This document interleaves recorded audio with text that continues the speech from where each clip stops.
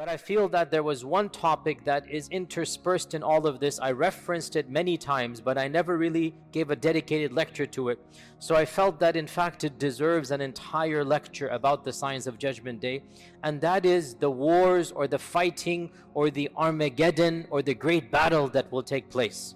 So I referenced this a number of times. There are many traditions that mention warfare towards the end of times. And the fact of the matter is that these traditions, although numerous, they are cryptic as usual because we don't have a chronology.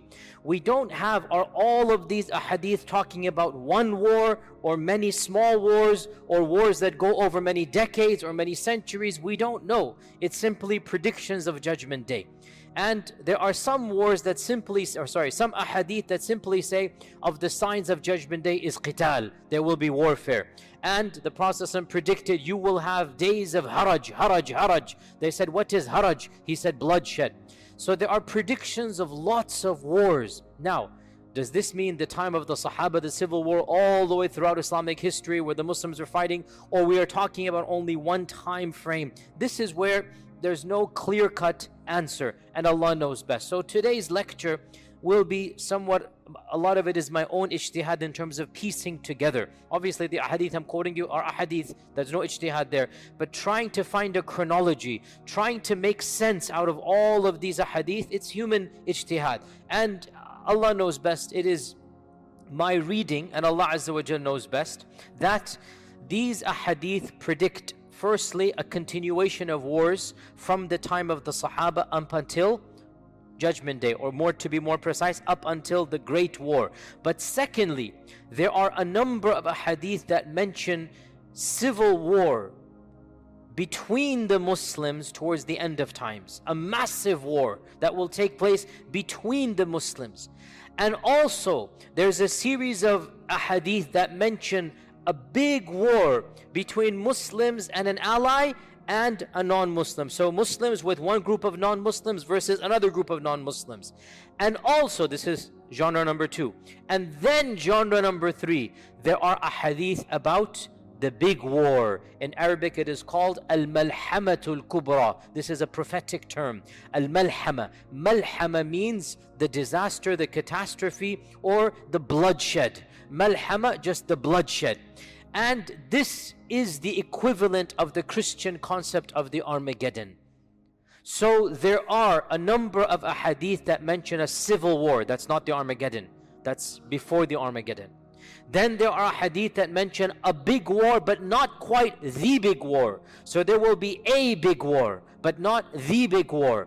And this is all ijtihad because some ulama have merged them all together. And then there are hadith that mention the big war. And of course, the big war, the malhama, is between Isa and Dajjal.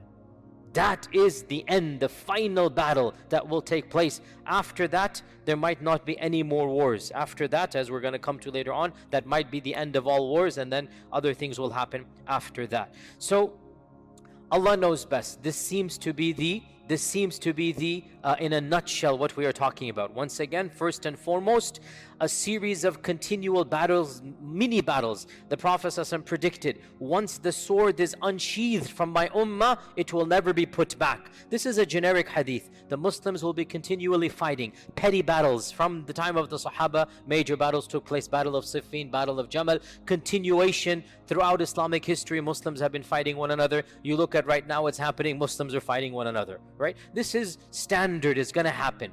Then there will come a time where there will be major wars between the Muslims. And there will come a time there will be a major war between Muslim and non-Muslim on one side and one other non-Muslim on the other.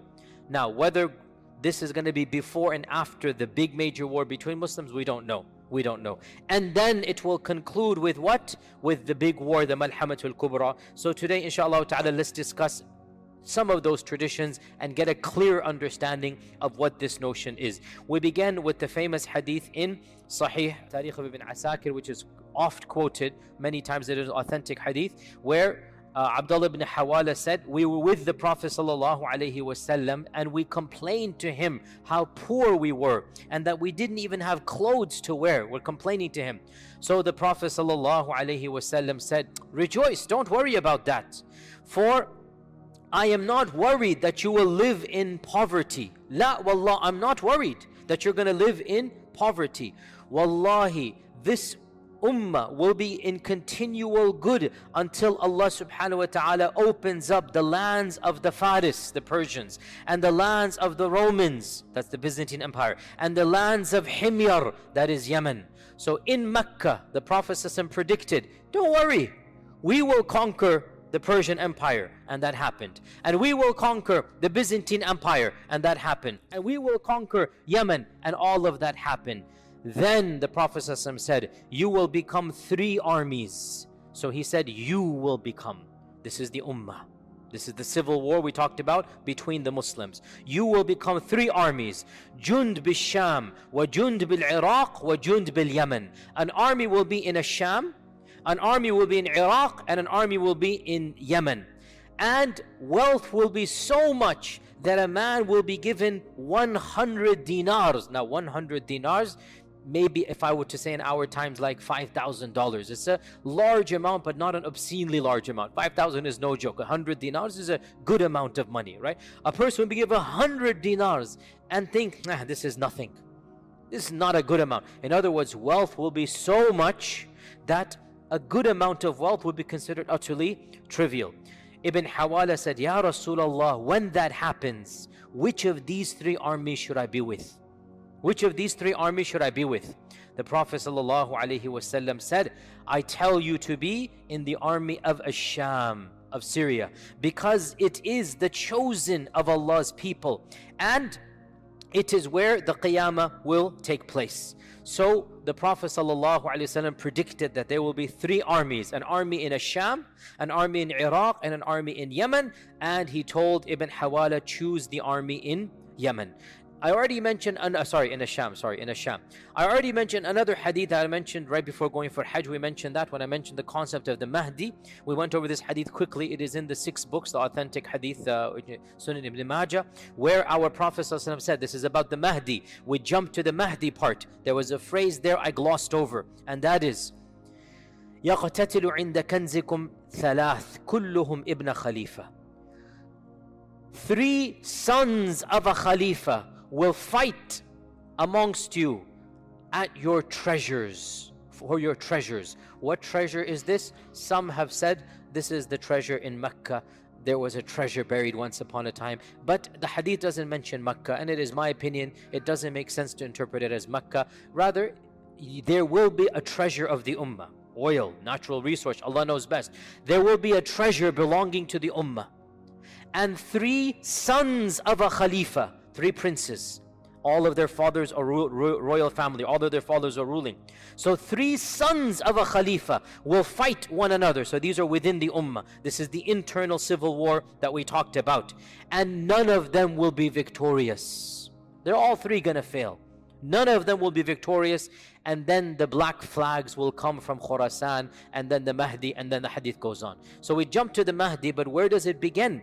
There will be an internal civil war. And what this hadith shows is that the Mahdi will come at a time when the Muslim ummah itself is internally fighting.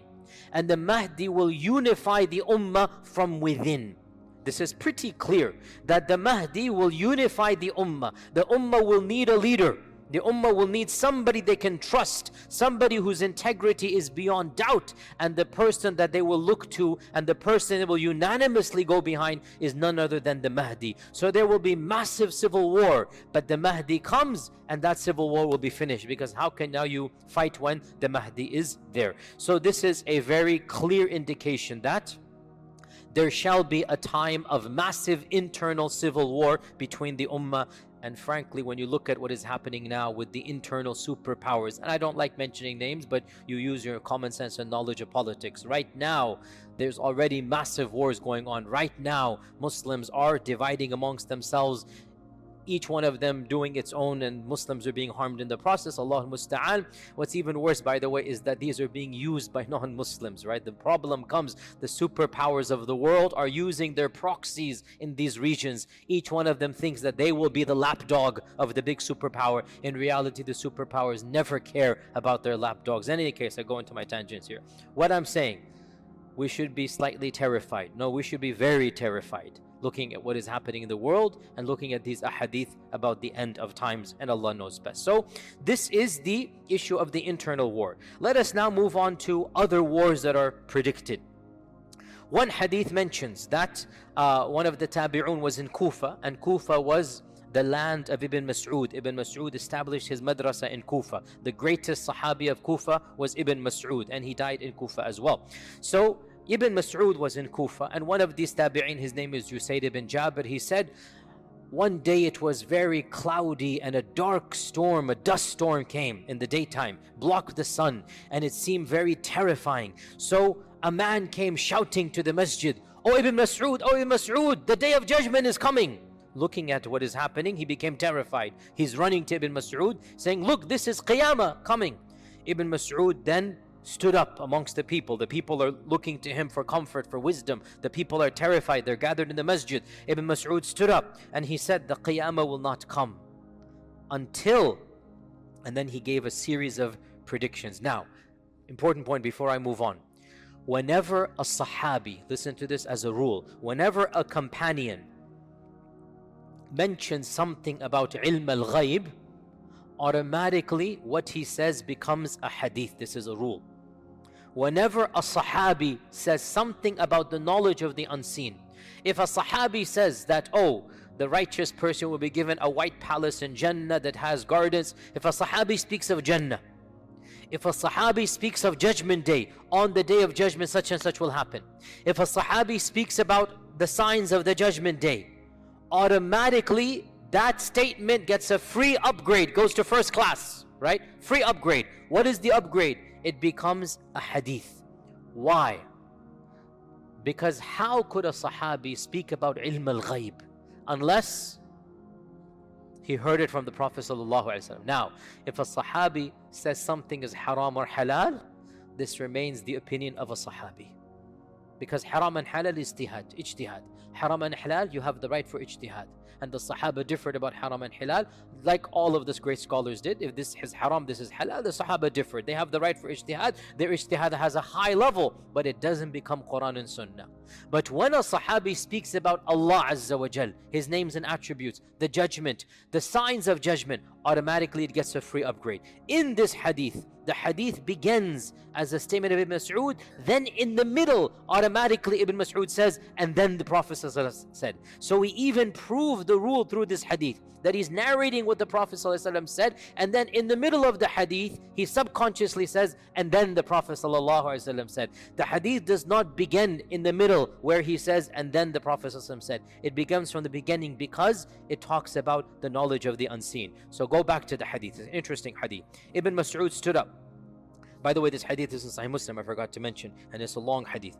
Ibn Masoud stood up and he said, the Qiyamah is not going to come until you see these signs, and these signs haven't come, so this cannot be the Qiyamah. Number one, he said, people will not be able to divide their inheritance. This means massacres and death will be so profound that a person will have no family left. And people will not be happy over ghanima, war booty. Once again, means there's no family. And this is explicitly mentioned, we'll talk about it. Then he pointed towards Asham, Syria. He is in Iraq. He points towards the land that is known as Sham. And he said, and an enemy will gather forces against the Muslims, and the Muslims will gather forces against them. A man in the audience said, do you mean Ar-Rum, the Romans? He said, yes. Now the Romans refers to European civilization, the Christian empires. And there's no problem extrapolating the concept of Romans to the modern nations that look up to that empire as being their, if not biological, their theological and their intellectual ancestors. We all know, went over this as well. So the term Roman, Rome, can de facto apply to the majority civilization, the superpowers of our times. So And by the way, this is interesting because again, these are predictions that we are now seeing taking place. So Ibn Masoud said, yes, I mean the Romans. And at that time there will be a severe fighting, a fierce fighting. The Muslims will send a battalion to fight to death, and they will not return. They will die. They will fight until night. Neither side will be victorious over the other. On the second day, the Muslims will send another battalion, and they will fight to death, and they will not return victorious. On the third day, the same thing will happen. And then on the fourth day, so for 3 days, Muslims are going in, and it is going to be massacre after massacre. Nobody will remain alive from the first batches that go. On the fourth day, Allah Azza wa Jal will grant victory to the Muslims, and the enemy will be defeated. So there will be 4 days of battle somewhere in Bilad al-Sham. Now, is this the great Armageddon, or is this the precursor to the Armageddon? This is not the great Armageddon, it looks like. This is the precursor. This is a massive war that will take place before the Armageddon. Now the hadith goes on, and this is from the statement. This will be a battle the likes of which have never seen before. This is very terrifying. In human history, no battle has taken place that is more terrifying and more severe than that battle that will take place towards the end of times. And then Ibn Masoud said, and this is so powerful, and it's not Ibn Masoud, it is from the Prophet ﷺ, so much so that a bird that will fly over them will fall down dead. Now, you tell me, before I move on, you tell me, no matter how many people are killed by the swords on this land, will it affect a bird in the heavens? No. What will affect a bird in the heavens? Not swords. Get the point. Not swords. Something's going to happen that a bird in the heavens will be flying over, it will come down dead. And then the hadith goes on. Out of a family of 199 will perish and 1 will survive. The attrition rate in this war, 99%. Allahul Musta'an. What war in human history has had 99% death? None. I don't know of any. 99%. The victory was given to the 1%. 99%.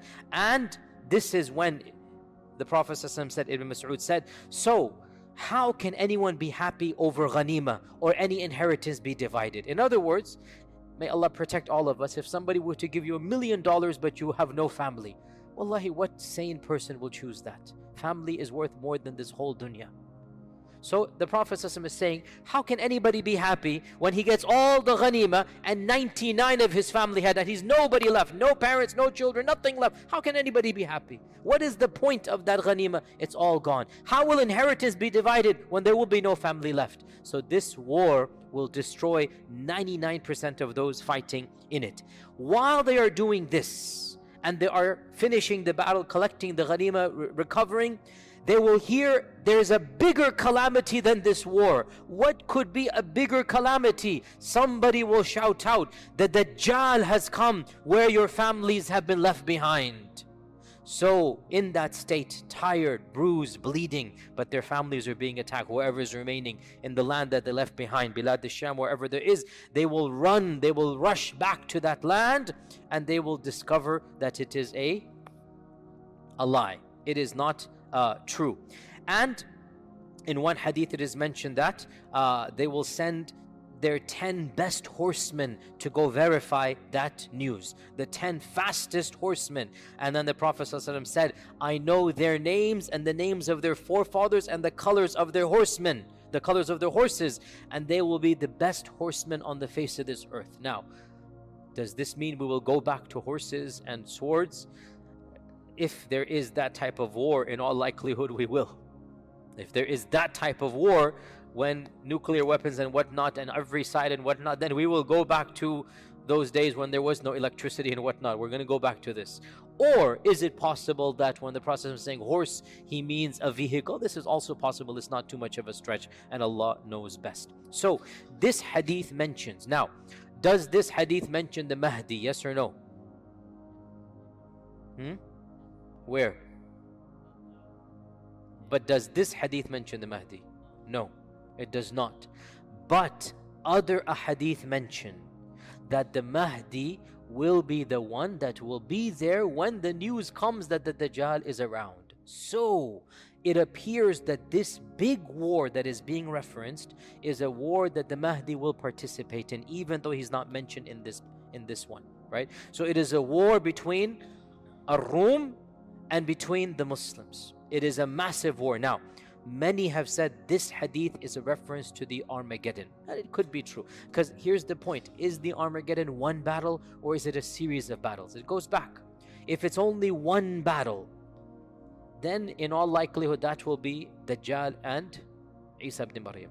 But if it is a series of major battles, then it makes sense that this hadith in fact is one of those big battles of the Armageddon. Allah knows best.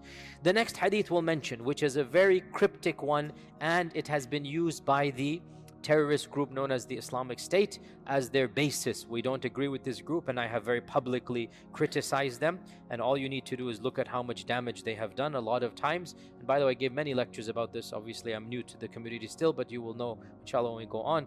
SubhanAllah, look at what the Prophet said about the Kharijites, the Khawarij. He said, their speech is beautiful, but their actions are deadly. Their speech sounds good, it is sweet, but what they do is evil. And this is exactly what these groups, all of them, if you just listen to snippets, oh, we will re-establish Allah's command and we're going to do this, we're going to do that, then you look at what they do and the number of Muslims that they have killed and their tactics and you realize these are exactly the Khawarij, like the Prophet ﷺ said. Read the descriptions of the Kharijites, look at what they did to the Sahaba, look at their philosophy and attitude, and wallahi you will see all of these groups, they might speak that which sounds like honey, but in reality their harm is much worse than even the harm that non-Muslims do. And this is the reality that we see with our own eyes. So this group known as the so-called Islamic State, which is now on its last legs and it will inshallah be completely eliminated, this group used the hadith I'm about to quote you as its basis, as one of its main bases, and it is authentic hadith, and it is the hadith in Sahih Muslim. Abu Hurairah narrated that the judgment will not come until a Rum will come out to fight you at a place called A'maq or Dabiq. Now, Dabiq is, and A'maq is close to it, Dabiq is a city in Syria. And the so-called Islamic State took it as its capital. And they intentionally fought to get a small city, a very mid-sized or small-sized city. They wanted to capture that city. Why? Because it's mentioned in this hadith. And we had said a few weeks ago that it is not allowed to do what? Do you remember? I mentioned this very clearly. It is not allowed to do what? Write a screenplay from the hadith. We don't write a Hollywood drama from the hadith. It happens, it will happen. We do not extract a drama and enact it. We've seen what happened throughout history when people have attempted to do that. No, we don't do that. It happens, it will happen. But you don't think you are the one who's going to go do that. We have seen time and time again, people have attempted to do that and it has failed miserably. And one of the most important examples, this is another example of ISIS and Dabiq and whatnot. Another example we mentioned is Juhayman and his takeover of the Kaaba, and he thought he would enact all of the hadith that are mentioned, but he couldn't, because again you have to pick and choose, just like over here. And anyway, so the hadith goes on that the Romans will come and fight you at a land called Dabiq, and the best of the people of earth from the city of Medina will leave Medina and fight against them. When they are getting ready for war, lining up for war, listen to this, very cryptic, the Romans will say to the Muslims, leave us with the group amongst you who have forsaken their religion. We want to fight them. I'll explain. The Muslims will say, La wallahi, we will never leave our brethren and will never abandon them to you. I'll finish the hadith and then explain. So the battle will rage on. The battle will rage on. 1/3 of the Muslims will retreat out of cowardice, and Allah will never forgive them. When the battle gets tough, they will flee, and the Prophet ﷺ said they will never be forgiven. 1/3 will be killed, and they will be the best of shuhada. They stood their ground, they died martyrs, and they will be the best of shuhada. And 1/3 will conquer, 1/3 will win. and they will not be tested. Maybe the test of the grave, maybe the test of the akhirah. They will not be tested. Allah will bless them and they will not be tested. And they, meaning that 1/3, will then conquer Constantinople. Again, we'll explain this in a while. It's a long hadith. When they will be dividing their ghanima, after they've hung their swords on the trees to be oiled, then they will hear Shaitan cry out that Dajjal has appeared amongst your children. Thinking it to be true, they will march to fight the Dajjal, but they will find it to be a lie, and they will reach Bilad al-Sham, Syria, and when they have lined up to pray Fajr, that is when Isa ibn Maryam will come down after the Dajjal has actually come, and he will then lead the Muslims in war and battle. And when Aduwallah, the Dajjal, sees Isa ibn Maryam, he will melt like salt is dissolved in water. And the Prophet ﷺ said, if he were to be left in that state, he would die, but Isa will kill him, and the people will see the blood of Dajjal on the weapon of Isa. End hadith. Now, again, this hadith is very, very cryptic. It mentions many things. First and foremost, it also reiterates the previous concept of a massive war between the Romans and the Muslims. Now, in this hadith, it mentions 1/3 only will die, whereas the previous hadith mentions 99% will die. As I said, it appears there will be multiple battles, not just one. And in some of them 99%, and in some of them 1/3.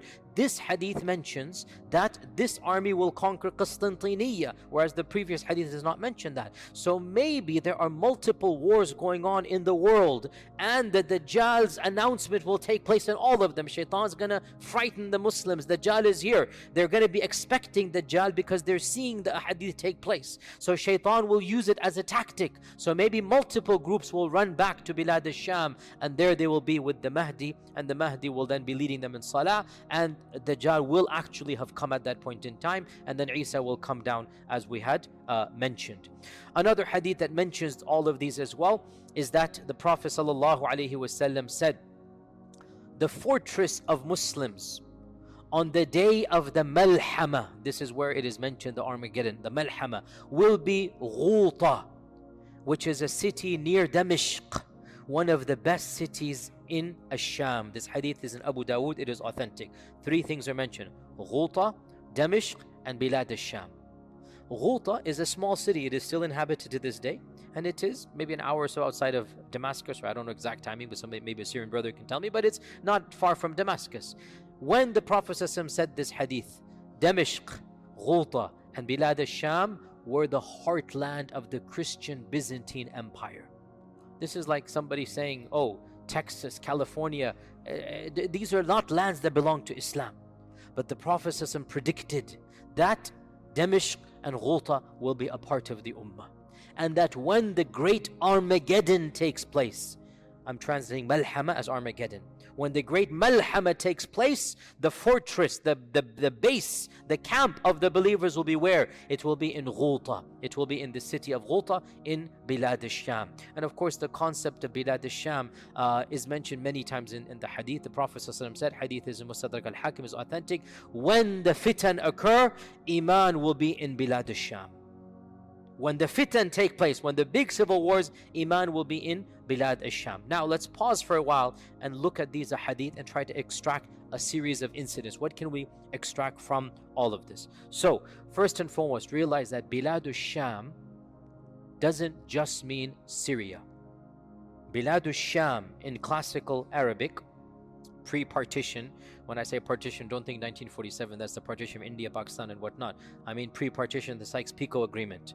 The Sykes-Picot Agreement in 1917, and then the Treaty of Versailles in 1919, which then enacted it. Before the partition of the Muslim Ummah, before England and France decided to carve up the Ummah and hand gifts out to the victors, and they took up the Ottoman Empire, before that, Bilad al-Sham was essentially what we now call Syria, and of course also Jordan, and of course Palestine, and of course the occupying land that I don't want to mention now. The country that is the occupying regime. So all of this was Bilad al-Sham. Okay, this entire region is called Bilad al-Sham. It's not just modern day Syria. Yes, Damashq is Bilad al-Sham, but Palestine is also Bilad al-Sham. and the cities of Palestine, and the cities in the modern occupying state, all of them are Biladu Sham. Understand this point. Okay, so realize this. Secondly, it shows that towards the very end of all of these trials, the Muslims will be united and they will be fighting outsiders. They will be fighting non-Muslims. And the people from other lands will come, like Medina. They will come because they know that they have to now fight on the side of the truth. So the fact that even from Medina, people are traveling all the way to be fighting, it shows that they recognize what is going place. It is also very clear that these wars are taking place with the Mahdi being alive. And when the Mahdi is alive, there is no civil war. How can you fight when the Mahdi is on one side, right? So this is a war between the Mahdi and the believers on one side and the unbelievers on the other side. This is a very clear issue. It also shows, as I said, that in all likelihood we're talking about multiple wars. Or maybe, Allah knows best, the Mahdi himself is going region to region. In one battle, 1/3 will die. In another battle, 99% will die. Allah knows best. Again, we don't know. We're just putting all of these together. And the fact that the bird is mentioned shows that this isn't your typical war. That chemical or nuclear or whatever seems very likely in these types of a hadith. Wallahu al-musta'an. Also, what is this cryptic phrase where the Rum are going to say, hand us our brethren, and the Muslims will say, no, they are our brethren? What is all of this? This is very interesting. It appears, and Allah knows best, that there will be a large group of converts from Bilad al-Rum to the land of Islam, and they will be fighting on the side of the Mahdi and the Muslims, and the Bilad al-Rum are going to view them as being traitors. And from their perspective, they're right. From their perspective, they're right. They are traitors. So they will say, first, we want to deal with these guys because they betrayed us and our values. And the Muslims will say, what? They're not your guys, they're our guys. La wallahi, we will never abandon our brethren for you. This hadith is Sahih Muslim. It's really profound, and inshallah it indicates that there will be massive conversion. So much so that the Bilad al-Rum remnants are angry that how come you have those people? They're angry, they're irritated. And this also shows that these hadith are not anti-Semitic or anti-Western. No, it is good versus evil. And you will find people of all ethnicities on the side of good. And you will find people of all the ethnicities on the side of evil as well. We talked about this last week. These hadith are not anti-Semitic. There will be righteous people who see the truth and they will be fighting on the side of truth. And that's why the other group will demand we want them back to us. Another hadith, now we move on to other hadith and then again go back. As for the issue of Constantinople, we'll come back to it. A very interesting narration goes back to Ibn Hawala, Abdullah ibn Hawala. He has a number of interesting narrations about Judgment Day. Abdullah ibn Hawala, the Prophet ﷺ said, O Ibn Hawala, when you see the Khilafah having been descended to Al-Ard al-Muqaddas, which is Jerusalem, when you see the Khilafah having been descended to Ard al-Muqaddas, then know that the Zalazil and the Fitan and the Balaya are coming, meaning the great wars and whatnot are going to happen, and that Qiyamah is closer to mankind than my hand is to you or to your head. So his hand was on, Ibn Hawala's chest or whatnot. So know that Qiyamah is closer to mankind than my hand is to you. Now, this hadith tells us there shall be a Khilafah, but not based in Mecca or Medina, not based in Iraq like the Abbasids, not based in Damashq like the Umayyads, but rather based in Al-Ard al-Muqaddas. إذا نزلت الخلافة بأرض المقدس. Now, in all likelihood, this is the Mahdi. Some have said maybe it's before the Mahdi. I am highly skeptical. There's too many ahadith that mention civil war and fighting and whatnot. And the ummah has never been united since the time of Uthman radiallahu anhu and Ali. Do you think it's going to get united again? But we strive for unity. But realistically, it's not going to happen until the Mahdi comes. Also, our Prophet predicted that the Khilafah will come back towards the end of times. ثم تكون خلافة على منهاج النبوة, hadith is Musnad Imam Ahmad. Then there shall be a Khilafah upon the prophetic methodology. In all likelihood, this is, Allah knows whether this ijtihad is correct or not, but in all likelihood, it seems to be none other than the Mahdi himself. And the Prophet is telling Ibn Hawala, when the Mahdi comes, judgment is going to come tomorrow. And that's very true.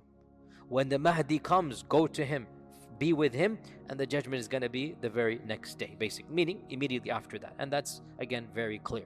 Now, another point here as well, another issue, which is again, all of these hadith, you just have to try to sift through them, see if we can understand them. So another issue that is explicitly mentioned is the conquest of Constantinople. Constantinople is, of course, Constantinople, named after the Roman Emperor Constantine. They were so humble that they wanted to name cities after themselves, so it was very common to name cities after themselves. And so Constantine basically made the city his capital, and he named it after himself, Constantinople. And Constantinople became the bastion of human civilization for almost a millennia. This was the city and the land. This was really, there was no competition with any other civilization up until the coming of Islam. For a millennia, 1,000 years almost, Constantinople was the cradle of civilization. And amazingly, our Prophet predicted Constantinople will be ours. Again, we are coming so many centuries later, we don't even think about this. One of the most significant episodes in human history, or I should say recorded human history, one of the most significant episodes is 1453 and the conquest of Constantinople.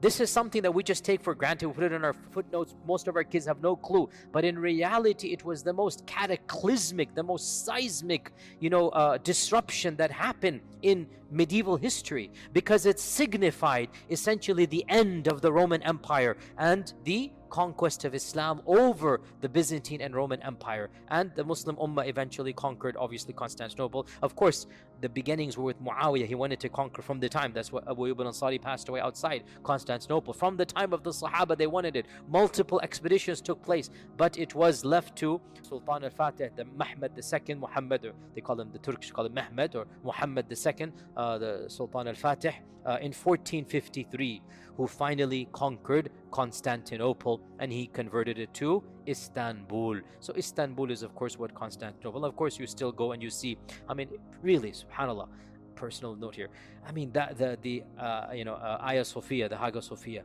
what an amazing testament to human mind. This is a building that it was built before the birth of our Prophet ﷺ, and we see it now and we are in awe. Can you imagine the people of that time? We see it now and it is massive and big, and no pillars and no beams and the architecture, and it has been standing for 1,500 something years as it is. Truly, and that's just one aspect of their civilization. In any case, what is the purpose of going all there? Because our Prophet ﷺ predicted the conquest of Constantinople. However, good enough, easy, but there's a problem, and that is some ahadith mention that Constantinople will be conquered. Excellent, without any time frame. Excellent. We can take that and say Sultan al-Fatih did, Fatih Sultan Mahmud II did it, no problem. But there are other ahadith that mention this conquest will take place towards the end of times, when the Dajjal is around the corner, when the Mahdi is around. And this throws a huge spanner in our understanding. What does that mean? Because Istanbul is Istanbul now. What does that mean? Allahu A'lam. I have no explicit or clear-cut or unambiguous answer. The only thing that can be said is that that land will revert to being controlled by a group that is not sympathetic to Islam, maybe even if they call themselves Muslims, Allah knows best. Because again, for a time frame, Ataturk, maybe it could be called that is a Darul Kufr government, what Ataturk did, but now it is not like that. Now Istanbul, alhamdulillah, it is a, alhamdulillah, Muslim land and whatnot. So definitely it's not like that now. But maybe things are going to change in that land. May Allah protect all Muslims. But maybe things are going to change and there will be a reconquest of Istanbul, of Constantinople. Also, the ahadith mention that that reconquest will take place miraculously, without any blood being shed. That was not Sultan Fatih. Sultan Fatih, it was a bloody war. It lasted many months. There was a siege, there was a military, there was a navy, there was an army, there was a blockade. It was a standard war. Many people died. That's not what the hadith predicted. And again, you cannot enact a hadith. Alhamdulillah, Sultan Fatih conquered it, but that's not what the hadith predicted. We'll mention these hadith. Now, of these hadith, now this is a hadith I'll quote you. It is in its narration, in its chain is a weak narrator, so it is a weak hadith. So we're just mentioning with the disclaimer it is a weak hadith. Abdullah ibn Amr ibn al-As said, "You will fight Constantinople 3 times." Does he mean the city of Constantinople? Or does Constantinople indicate the Roman Empire, i.e. Europeans? Either can be there. You will fight Constantinople 3 times. The first time is that you will do well, but you will not succeed. The second time, you will enter into a sulh with the Constantinople. So much so that masajid will be built inside Constantinople. Now this is really bizarre, because masajid did not exist in Constantinople up until 1453. And now there are only masajid in Constantinople. But this doesn't seem to be reference to that. Again, all of these are cryptic. So until there's a sulh between the Romans and there are masajid inside Constantinople, then you will return for a 3rd time and you will conquer it with the takbir. You will say Allahu Akbar and it will be conquered. And the Prophet ﷺ said that 1/3 of Constantinople will be destroyed and 1/3 will burn down and 1/3 will be divided amongst you. Now this hadith seems to indicate a final conquest of Constantinople, and this is something that once again it is mentioned in another hadith which the majority of scholars have interpreted to mean Constantinople, and I'll mention it now. Now the hadith I just quoted you, it is weak. It is mentioned in the Kitab al-Fitan of Nu'aym ibn Hammad and it is weak. The one I'm about to quote you now, it is authentic Sahih Muslim. These 2 hadiths seem to add to some concept. What is it? The hadith is as follows. The Prophet ﷺ asked the Sahaba, it's a famous hadith, Sahih Muslim, have you heard of a city, half of which is in the water and half of it in the land? Or in another narration, have you heard of the city, part of it is in the water and part of it is in the land? The vast majority of our commentators said this is Constantinople, because Constantinople, essentially it divides Asia from Europe. You have the Bosphorus Straits, right? And you have that city that, it's considered that it is basically one half this way, one half that way.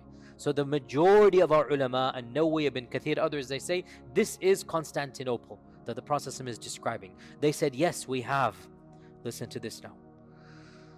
The Prophet said, hadith is in Sahih Muslim, the Qiyamah will not happen until 70,000 of the Bani Ishaq will conquer it. Not the Bani Ismail, the Bani Ishaq will conquer it. And when they come to it, they, the Bani Ishaq, will not fight with swords, nor will they fight with arrows. Rather they will say, La ilaha illallah, Allahu Akbar, and one of the sides will fall down.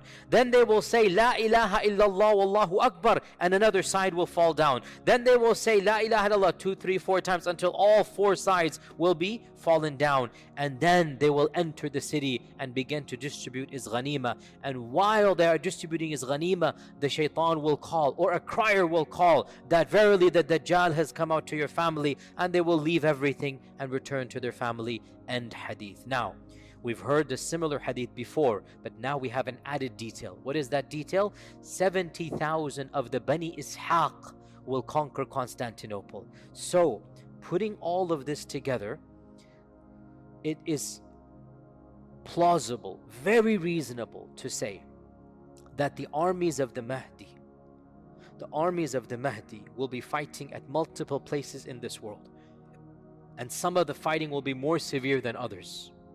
And one of the very end of those battles will be the battle of the conquest of Constantinople. But in this battle, there will be no war, there will be no blood, there will be no swords. It will be a miracle given to them.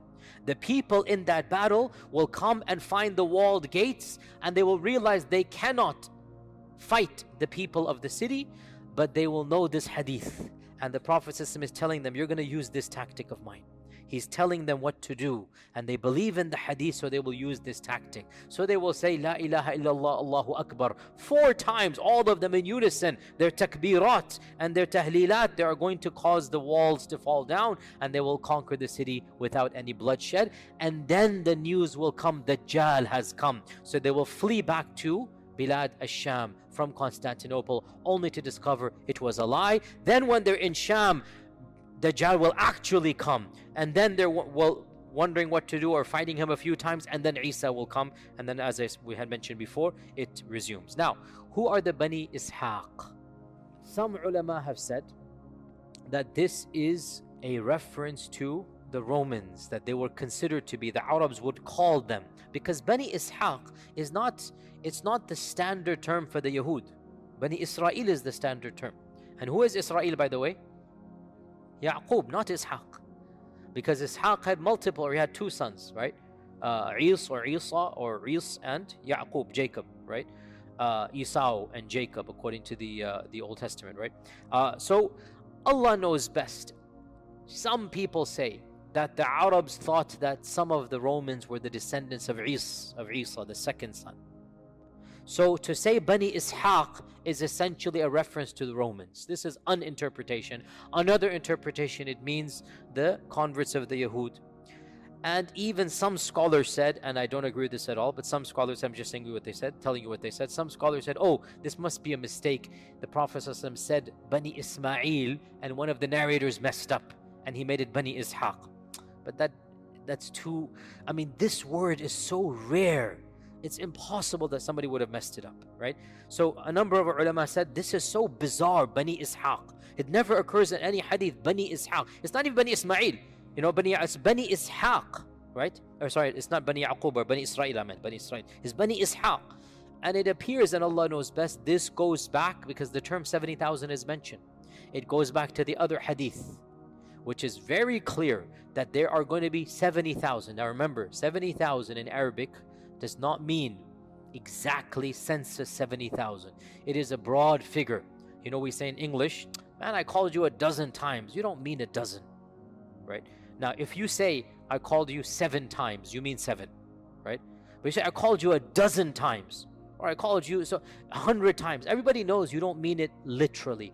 In Arabic, 7, 70, 700, 70,000. This is the generic. When you say 7, you mean I called you a few or something. When you say 70, it's around that. So 70,000 basically means around 100,000 or 50,000, around that much, right? It's not exact 70,000. So the Prophet ﷺ is saying there will be 70,000 converts, essentially. This looks like we're deriving this from all of these hadith. Means like 100,000 of them have converted. That's not a minor amount, and they are fighting on the side of the Muslims, and it is at their hands, the hands of the converts, that Constantinople will be conquered, not at the hands of the born Muslims. It will be those who are pure, those that have chosen to fight with the truth. Allah will bless them, that when they say the takbirat, their takbirat will cause the walls of the city to fall down, and they will then conquer Constantinople or Constantinople. طيب. Now, this is the standard interpretation. I am sympathetic to it. A number of scholars say this hadith doesn't apply to Constantinople. Have you heard of a city, a part of it is in the ocean and a part of it is on land? That's what the hadith says. Another group of scholars says this hadith is a reference to Venice. Venice, canals, whatnot. And we say maybe, Allahu A'lam. What can we say? Maybe. I can't deny it, can I? Because the hadith doesn't mention Constantinople. However, other ahadith mention Constantinople. No hadith mentions Venice. So Allah knows best. I am sympathetic to this hadith being Constantinople, but we cannot negate that it might possibly be other cities as well, and Allah knows best. Now, we've talked about the Malhama, we've talked about the civil war, we've talked about the Romans on one side and the Muslims on the other. We've talked about the conquest of Constantinople. There's one set of a hadith also left, and that is during one of these series of wars, or maybe before all of this begins, because we don't know. Chronology is not mentioned. We do not know. Towards the end of times, the Muslims and the Romans will form an alliance against a third party. Now, this is very atypical from the other ahadith, because all the other ahadith mention what? That the Romans on one side and the Muslims on the other side. Correct? So, in my humble opinion, and Allah knows best, these ahadith apply at the beginning of the Armageddon. Things are going to happen where Muslims and Romans will ally with one another, and then that alliance will be destroyed, only to get worse and worse until the Mahdi and Dajjal and Isa come, and Allah knows best. And during this time frame, people will convert from the Roman side to the Muslim side. Okay, what are these ahadith of this alliance and treaty? And also these are authentic hadith. This hadith is in Abu Dawood, that Auf ibn Malik al-Ashja'i said, I visited the Prophet ﷺ during the Battle of Tabuk, when he was in the Battle of Tabuk, and his tent was made out of leather. So I sat in front of the tent. The Prophet ﷺ gave me permission. He said, come in, ya Auf. So, and this shows you how eager the Sahaba were, that Auf was sitting outside, and the Prophet ﷺ saw him from the opening. He saw Auf. He said, come in, Auf. Auf said, Ya Rasulullah, all of me come in or only a part of me come in? Means, should I just stick my head in, or do you allow my full body to come in? Yani subhanAllah, the Sahaba were so particular of the permission. Like, what are you allowing me to come in? This is your private space, Ya Rasulullah. When you say come in, are you saying I fully come in, or do you want me to just put in my head and talk to you? So the Prophet said, no, kulluk, yani all of you come in, your whole body come in. So Auf came, and he said to the Prophet, the Prophet said to Auf, O Auf, count 6 things before judgment will happen. He gave him a prediction. Count 6 things before judgment day. Number 1, Mawti, my death. Auf said, as soon as I heard that, I was shocked and saddened. SubhanAllah, we take, obviously, the process of not being amongst us, we take it for granted. We're born that way. For the Sahaba, they could not imagine a world without the Prophet ﷺ. They could not imagine. It's something their mind could not conceive of. And that's why when the news came at Uhud, what happened? The Sahaba, they reacted the way they did. And that's why when the Prophet actually passed away, Medina was in gloom. As Anas said, we had never seen that sadness in our whole lives, right? So they could not imagine a world without. So they never thought, may Allah protect all of our loved ones, but we can never imagine living without our loved ones, with our parents. We don't, the world is there with them. Then when they go, that's when the shock comes to us. So the Prophet is saying, count 6 things. Number 1, Mawti. Aw said it was a shock to me. It was, what? Your maut? Before his mind can grasp. Number 2, 3, 4, 5, 6 come out. So he has to pay attention.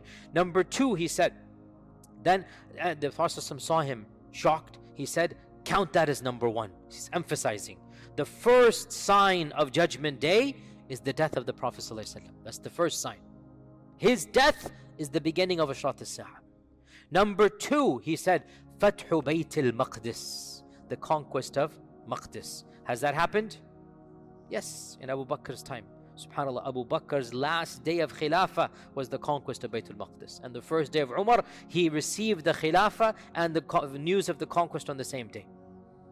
Fathu Bayt al-Maqdis.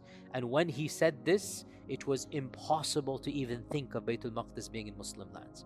Wallahi, it is one of the biggest miracles of the truth of Islam that our Prophet predicted these things, and they took place within a year after his death. A year after his death, Bayt al-Maqdis is conquered. And if you really understand history at that time, this was impossible to conceive of.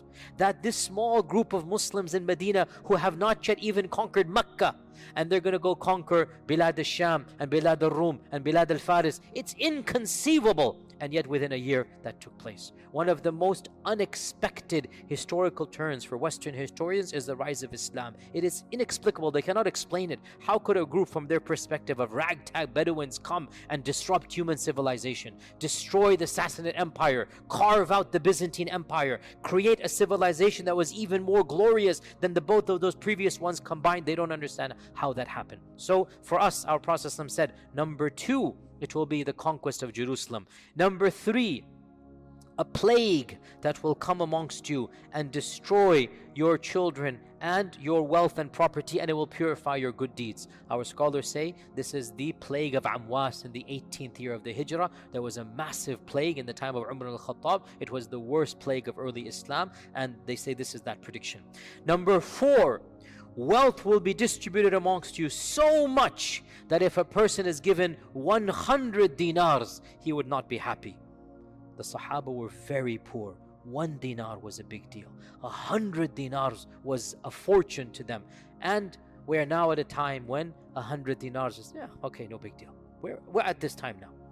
Number 5, there will be a fitna, a trial that will not leave any of your houses except that it will touch it. Our scholars say, in all likelihood, this is the fitna of the Sahaba, that every single household was affected. Siffin, Jamal, Aisha, Talha, Zubair, Muawiyah, Yazid, that fitan, that first war, the civil war that took place, they say this. Others say this might yet be another fitna that will happen. And then number 6, and this is what we're interested in. Number 6, there will be a treaty between you and the Romans. There will be a treaty between you and the Romans. And then they will betray you and march against you with 80 banners, under each of which will be 12,000 troops. In other words, 100,000 people. This hadith is in Ibn Majah. Another hadith mentions that you will form a treaty with the Romans, and you will fight an enemy common to both of you. You will form a treaty with the Romans, and you will fight an enemy common to the both of you. Then you will be victorious, and as you are returning back, one of the Romans will raise the cross on a mount and say, "This has caused us victory." And a Muslim will get angry and destroy that cross, say, "Allah has caused us victory." And war will break out, and the Romans will break their truce. And then this incident of marching against you will take place. So these are only 2 or 3 hadith about this. That's it. But they predict another genre of predictions, and that is, there will be a third enemy. Who is that third enemy? Allahu A'lam. But it's neither the Muslim peoples nor the Europeans. There is another power on the rise. May Allah protect us from all of them as well. But anyway, this Allah knows whether that power will be the actual one. So there will be a third race, a third group of people. You and the Romans will join hands in fighting them, and there will be an alliance between you, and you will be victorious. Once that enemy has been gotten rid of, then the Romans will essentially break their treaty with you because of this minor skirmish where a Muslim said, "No, it's not the cross," and he destroys the cross, and it's between 2 people, but the Romans will take that as an excuse to destroy the treaty, and they will then attack you. They will march against you with 80 banners. Now, many of our modern scholars say this must be a reference to the modern United Nations or whatever. I say Allahu A'lam, Allahu A'lam. But 80 flags on one side, every flag has a major 10, 12,000 people. That's a major war. So this is another prediction of a great Armageddon that will take place, and Allah knows best. Now, again, is this the Armageddon, or is it one of them? Again, it's all cryptic. Allah knows best. It can also be said, and this is a valid interpretation, I'm not denying it at all, it can also be said that the final battle between Dajjal and Isa will be an easy battle, not a difficult one. And that the Muslims will not die en masse in that battle. And that will be a gift to Allah to the believers. The hadith are not explicit. I'm simply saying it can be derived. How can we derive this? Because when the Dajjal sees Isa, what's going to happen? He will scream, a loud scream, and flee away and dissolve, and Isa will kill him. Now, with Dajjal being killed and his followers see Dajjal being killed, they're all scattering helter-skelter. They're all be going, and that's when the creation will say, come and kill the person behind me, right? It could be said, another interpretation of all of these is the final battle is not the Malhama. The Malhama is the one before it, which is this one. The Romans and 80 flags on one side and the Muslims on the other. As for the actual final battle, it will be a gift. Why will it be a gift? There will be no resistance from the other side. You understand this point, right? You guys following? I've given you multiple interpretations. Allah knows best. Now, before we conclude, very briefly, what is the Christian understanding of the Armageddon? The word Armageddon is a Greek word that itself comes from a Hebrew cognate and a Hebrew origin word, Har Majido. And Har in Hebrew means a hilltop, and Majido is the name of an ancient city. Megiddo now, it's the name of an ancient city that now falls in the land of Israel, the territories and whatnot. And this city of Megiddo, it is close to the modern city of Haifa, Jaffa, and of Nazareth. The city of Haifa and Nazareth, it is north of Jerusalem. And this, even in pre-biblical times, even in ancient times, this was a city that was inhabited by the ancient Canaanites. It's been inhabited by 7,000 years, one of the ancient cities of the world. And the Bible mentions the city of Megiddo multiple times. And there are cryptic references in the book of Revelations that there will be this massive war. What the book of Revelations, by the way, is a book in the Bible in which there are predictions for the future. Ashrat al-Sa'a for the Christians is in the book of Revelations. The beast 666, the book of Revelations, okay? Antichrist, the book of Revelations. It's very cryptic, and that's why even many Christians don't read it. It's not an easy text to understand. So there are cryptic references in the book of Revelations to the big battle at Har Megiddo, hence Armageddon. Okay? Hence Armageddon. The term Armageddon comes from Har Megiddo, the hilltops of Megiddo, And there are a number of interpretations of modern day Christians with regards to these statements. Many Christians, this is the default amongst the non-Protestants. Many of them, they just reject this. These are just tales. They don't believe. Again, Muslims, learn your Christianity if you want to be involved in da'wah. Not all Christians are the same, just like not all Muslims are the same. Many Christians don't consider the Bible to be the word of God anyway. This is the default in America. The majority of Christians do not take the Bible literally. So it's not a big deal for them. If the book of Revelation says something, no big deal. However, some strands of Christians take the Bible literally, and in particular, of course, evangelicals and the Baptist strand, this is well known for this. And so for them, they have a very, very particular belief in the second coming of Jesus, and in the resurrection of the dead, and in the rapture, it's called, and in the Armageddon. Now is not the time to get into the series of events they believe in. There are multiple strands within Christianity. Please study them if you're interested. You have the pre-millennialists, you have the post-millennialists, you have the amillennialists. All of these are various strands of Christianity.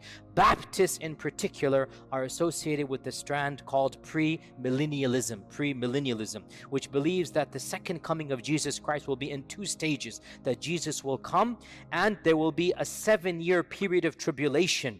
And the beginning of that will be something called a rapture. And what is the rapture? The rapture for this strand of Christianity, not all Baptists, but most Baptists and many Christians believe this, and it is becoming very common now. There's genre of literature and lots of famous books are being written that are science fiction, or not science fiction, fantasy and whatnot, Christian literature and cartoons and whatnot that are watched in Christian circles of the imminent coming of the rapture. What is the rapture? For them, they believe when Jesus comes down, Christians will rise up to meet him in heaven.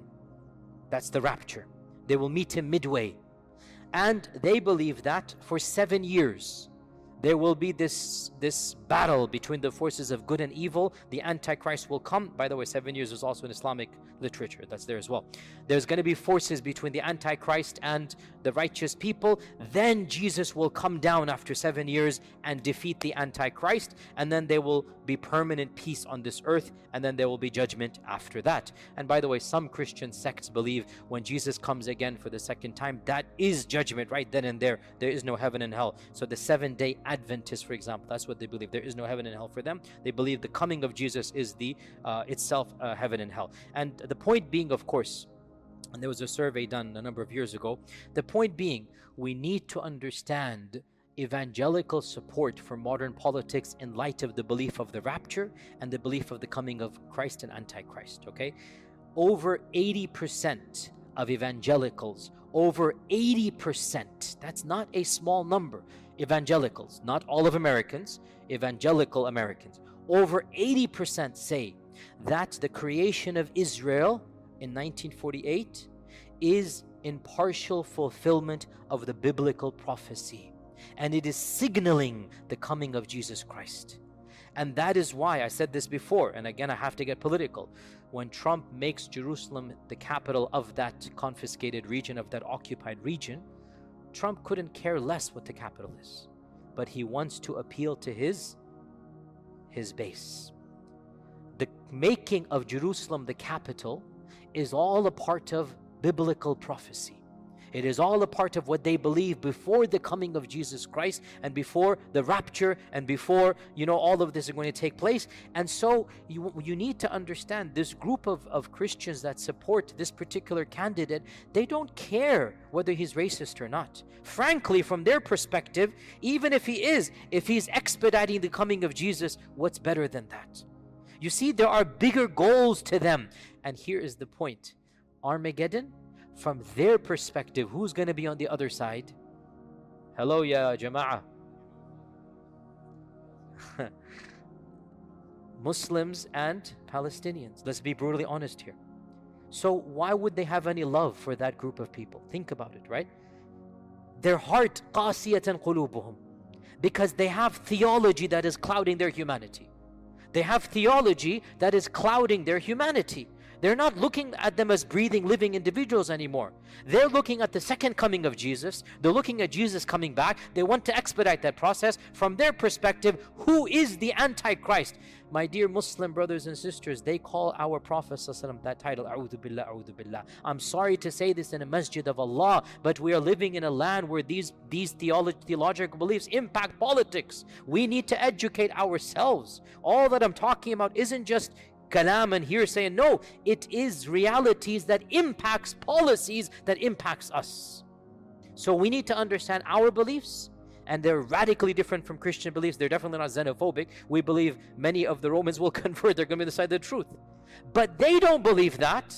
They believe all of us brown-skinned folk, and especially Muslims, all of us will be in the army of the Antichrist. That's their aqidah. So why should they have any sympathy for us? That's why we need to educate ourselves and them about especially this important topic and clarify our beliefs are different. We also believe in the coming of Jesus, but guess what? We will be on the side of Jesus. You will have to make up your mind. Are you on the side of truth? Will you be with that 70,000? Or you'll be on the side of falsehood? Our time is up for today. Inshallah ta'ala. Sorry for no Q&A, but inshallah we'll try next time to give you an extended Q&A. Jazakumullah.